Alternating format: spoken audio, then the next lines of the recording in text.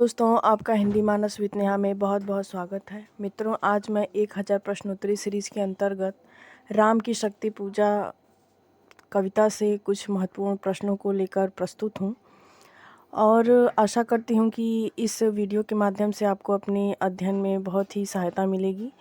और राम की शक्ति पूजा एक ऐसी कह सकते हैं कि कालजयी कविता है जो कि बहुत सारे पाठ्यक्रमों के सिलेबस में लगी हुई है और हिंदी साहित्य की मोस्ट फेमस रचनाओं में भी इसका स्थान अग्रणी है।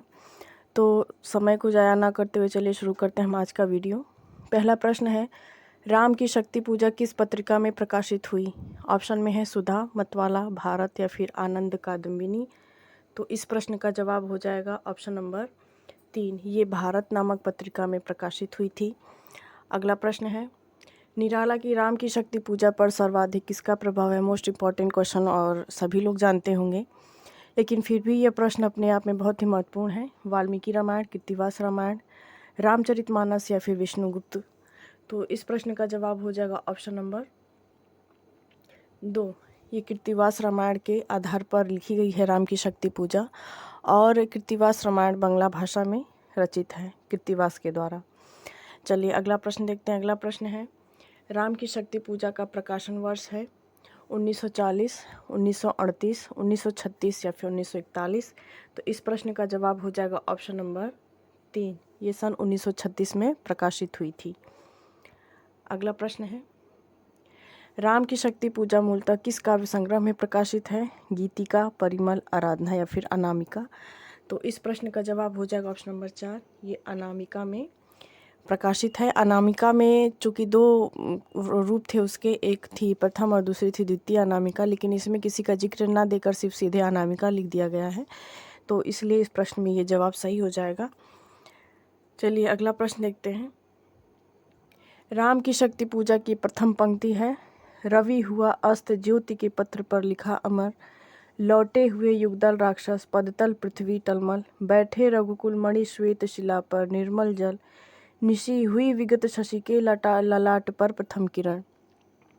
आशा करती हूँ कि सभी लोगों ने इस कविता को पढ़ा ही होगा। तो इसका जवाब हो जाएगा ऑप्शन नंबर 1, रवि हुआ अस्त ज्योति के पत्र पर लिखा अमर। ये राम की शक्ति पूजा की प्रथम काव्य पंक्तियाँ हैं।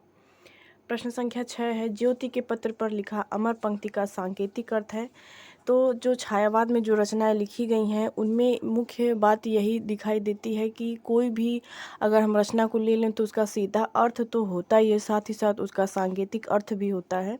तो इस प्रश्न में यही बात पूछी जा रही है। ऑप्शन में है, सूर्य का प्रकाश चारों ओर फैल गया, सूर्य अर्थात समय इस ऐतिहासिक युद्ध का साक्षी बना, युद्ध अनिर्णित समाप्त हुआ या फिर सूर्य राम के पराक्रम के साक्षी हैं। तो इस प्रश्न का जवाब ऑप्शन नंबर 2 हो जाएगा। यहाँ पे सूर्य अर्थात समय ऐतिहासिक युद्ध का साक्षी बना, इस पंक्ति का सांकेतिक अर्थ ये निकलकर सामने आता है, क्योंकि सूर्य एक कालजयी वस्तु है और वो प्राचीन काल में भी थी और अद्यतन में भी है और भविष्य में भी उसके रहने की पूरी संभावना है। तो कवि बता रहे हैं कि जो सूर्य है वो राम और रावण के युद्ध जो कि ऐतिहासिक था, उस युद्ध का क्या बना था? साक्षी बना था। अगला प्रश्न देखते हैं। प्रश्न संख्या 7 है, शतशैल संवरणशील वाक्यांश प्रयुक्त हुआ है बर्छी के तीव्र प्रहार को रोकने की क्षमता वाले बाणों के लिए या फिर श्री राम के पराक्रम के लिए, हनुमान जी के युद्ध कौशल के लिए या फिर रावण के पराक्रम के लिए। तो शत का मतलब जो कि बहुत सारे चीज़ों को दर्शाता हुआ ये शब्द है। शैल मतलब जो कि बहुत तीव्र हो और संवरणशील अर्थात प्रहार को रोकने वाला। तो इसका सीधा अर्थ हो जाएगा बर्छी के तीव्र प्रहार को रोकने की क्षमता वाले बाणों के लिए। चलिए अगला प्रश्न देखते हैं। प्रश्न संख्या 8 है, विच्छरित विहन राजीव नयन हतबाण पंक्ति में कौन सा अलंकार है? रूपक, अनुप्रास, विरोधाभास या फिर उपर्युक्त सभी। तो चलिए इसको हम थोड़ा विश्लेषित कर लेते हैं। राजीव नयन ये राम को प्रतिपादित करती हुई पंक्तियां हैं। राजीव अर्थात कमल और नयन मतलब नेत्र। तो जो कि भगवान श्री राम के नयन है वो हत बाण अर्थात जब वो बाण चलाते हैं तो उनका जो निशाना है बाणों का वो चूक जाता है। इससे वो कह सकते हैं कि क्रोधित होकर जब देखते हैं तो उनकी आंखें बहुत ही क्रोधित दिखाई पड़ती हैं। तो चूँकि यहाँ पे कमल से इसकी उपमा दी गई है उनके नेत्रों की, तो यहाँ पे रूपक तो हो ही जाएगा और विच्छरित विहीन में अनुप्रास हो जाएगा। और चूँकि उनका जो नयन है वो कमल से उनकी उपमा दी गई है, तो कमल बहुत ही कोमल होता है, लेकिन वहाँ उसको उनके नेत्रों में अग्नि के समान जो क्रोध दिखाया गया है, वहाँ पे क्या है, विरोधाभास है। तो इसलिए इस प्रश्न का जवाब हो जाएगा ऑप्शन नंबर 4, उपर्युक्त सभी। तो देखते हैं कि इस पंक्ति में कौन कौन से अलंकार हैं, रूपक है, अनुप्रास है और विरोधाभास है। आशा करती हूँ कि ये सभी बातें सतह दर सतह आप लोगों को समझ में आ रही होंगी और आप इसे कैप्चर अच्छी तरह से कर। प्रश्न संख्या 9 है, लोहित लोचन एवं मद मोचन शब्द किसके लिए प्रयुक्त हुआ है? श्री राम एवं रावण के लिए, अंगद एवं रावण के लिए, लक्ष्मण एवं राम के लिए या फिर राम एवं विभीषण के लिए? तो मित्रों, लोहित लोचन का तात्पर्य यहाँ पे है ऐसे नेत्र जो कि एकदम लाल हों, और मद मोचन अर्थात अहंकार का नाश करने वाला। तो निसंदेह ये श्री राम एवं रावण के लिए प्रयुक्त हुआ है। अगला प्रश्न है, ग्रजित प्रलयाब्धि क्षुब्ध हनुमत केवल प्रबोध पंक्ति में अर्थ है। रावण की सेना अत्यंत क्षुब्ध थी, केवल हनुमान जी जागृत अवस्था में थे।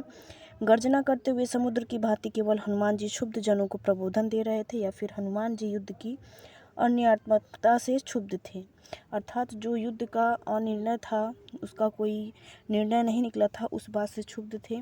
तो इस प्रश्न का जवाब हो जाएगा हनुमत प्रबोध को अगर आप देखें तो इससे आप समझ सकते हैं कि गर्जना करते हुए समुद्र की भांति केवल हनुमान जी क्षुब्ध जनों को क्या कर रहे थे, प्रबोधन दे रहे थे। ऑप्शन नंबर 3 इस प्रश्न का जवाब सही हो जाएगा। प्रश्न संख्या 11 है, राम की शक्ति पूजा कथा के कितने सोपान हैं? 2, 3, 4, 5। तो विद्वानों ने इसके कितने सोपान माने हैं? कुल 5 सोपान माने हैं। ऑप्शन नंबर 4 इसका सही जवाब हो जाएगा। प्रश्न संख्या 12 है, निम्न में से राम की शक्ति पूजा के शिल्प विषय के बारे में गलत कथन है। राम की शक्ति पूजा की भाषा संस्कृतनिष्ठ है, एकदम सही बात है। राम की शक्ति पूजा में प्रबंधात्मकता है, ये भी बात एकदम सही है। अगला ऑप्शन है, राम की शक्ति पूजा में कवि ने अद्भुत बिंब योजना और प्रतीकों का प्रयोग किया है, ये बात भी एकदम सही है। जो चौथा ऑप्शन है कि राम की शक्ति पूजा की रचना दोहा चौपाई शैली में की गई, ये बात गलत है, तो इसीलिए इसका ऑप्शन नंबर 4 सही हो जाएगा। प्रश्न संख्या 13 है कि राम की शक्ति पूजा में राम और रावण क्रमशः प्रतीक हैं, सुर और असुर के, यथार्थ और आदर्शवाद के, सत्य और असत के, या फिर दो संस्कृतियों के प्रतीक हैं। तो निसंदेह ये सत्य और असत के प्रतीक हैं, क्योंकि रावण असत का प्रतीक है और राम सत्य के प्रतीक हैं। प्रश्न संख्या 14 है, राम की शक्ति पूजा की रस योजना के विषय में सटीक विकल्प है। श्रृंगार, वीर एवं शांत रसों का प्रयोग, करुण श्रृंगार एवं विभत्स रसों का प्रयोग, वीर एवं रुद्र रसों का प्रयोग, या फिर भयानक वीर एवं रौद्र रसों का प्रयोग। तो यहाँ इस राम की शक्ति पूजा में श्रृंगार रस भी है, जब वो सीता को याद करके दुखित होते हैं तो यहाँ पे थोड़ा सा श्रृंगार ही सही, लेकिन श्रृंगार रस मिलता है। वीरता तो पूरी कविता में भरी हुई है और शांत रस का भी प्रयोग इसमें किया गया है, तो इसका ऑप्शन नंबर 1 एकदम सही हो जाएगा। प्रश्न संख्या 15 है, चमकती दूर ताराएं जो हो कहीं दूर पंक्ति में ताराओं का क्या अर्थ है? नक्षत्र से, अंधकार में चमकते तारों से, लक्ष्मण के नेत्रों से, या फिर श्री राम के नेत्रों से? तो ये श्री राम के नेत्रों से इसका मतलब है ताराओं का। प्रश्न संख्या 16 है, सुग्रीव, विभीषण, जाम्बवान, अंगद, नल, नील, हनुमान आदि पर्वत शिखर पर क्यों एकत्रित हुए थे?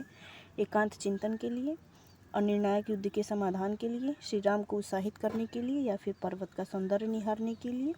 तो इसका जवाब हो जाएगा ऑप्शन नंबर 2, अनिर्णायक युद्ध के समाधान के लिए ये सभी लोग पर्वत शिखर पर एकत्रित हुए थे। प्रश्न संख्या 17 है, श्री राम के पद एवं प्रक्षालन के लिए जल कौन लाया? हनुमान, अंगद, नील, या फिर जाम्बवान? तो कौन से जल लेकर आए थे? हनुमान जल लेकर आए थे। प्रश्न संख्या 18 है, देखते राम का जीत सरोजमुख श्याम देश में कौन सा अलंकार है? उदाहरण है, उपमा है, व्यतिरेक है, या फिर उत्प्रेक्षा है? तो इसका जवाब हो जाएगा यहाँ पर व्यतिरेक अलंकार है, क्योंकि यहाँ पे उपमेय को उपमा से हीन दिखाया गया है, और जहाँ पर ऐसा होता है वहाँ पर कौन सा अलंकार होता है? व्यतिरेक अलंकार होता है। प्रश्न संख्या 19 है अमानिशा उगलता घन अंधकार पंक्ति में अमानिशा संकेतक है, ये ऐसे लिखा जाएगा, अमानिशा, रात वाली निशा। तो निराला की एक विशेष कह सकते हैं कि इनकी लिखावट है कि ये दो प्रचलित शब्दों को मिलाकर एक नवीन शब्दों का गढ़ते हैं। तो अमानिशा उगलता घन अंधकार में अमानिशा श्री राम के हृदय में व्याप्त निराशा के अंधकार का संकेतक है, और इसका ऑप्शन नंबर 1 एकदम सही हो जाएगा। प्रश्न संख्या 20 है, जो कि आज का आखिरी प्रश्न है। मैं इस प्रश्नोत्तरी का राम की शक्ति पूजा से संबंधित दूसरा वीडियो लेकर ज़रूर आऊँगी, क्योंकि यहाँ पे प्रश्न पूरे नहीं हुए हैं। तो आप बने रहिएगा इस चैनल पर, क्योंकि इसका दूसरा वीडियो भी आप लोगों के लिए अत्यंत उपयोगी सिद्ध होगा। चलिए प्रश्न देखते हैं। भूधर जो ध्यान मग्न में अलंकार है, उत्प्रेक्षा, मानवीकरण, दोनों या फिर कोई नहीं। तो इसमें मानवीकरण अलंकार है। तो आशा करती हूँ कि ये 20 प्रश्न आप लोगों को बहुत ही पसंद आए होंगे। कृपया लाइक करें, सब्सक्राइब करें और कमेंट ज़रूर करें। बने रहें इस चैनल पर। मिलते हैं अगले वीडियो में।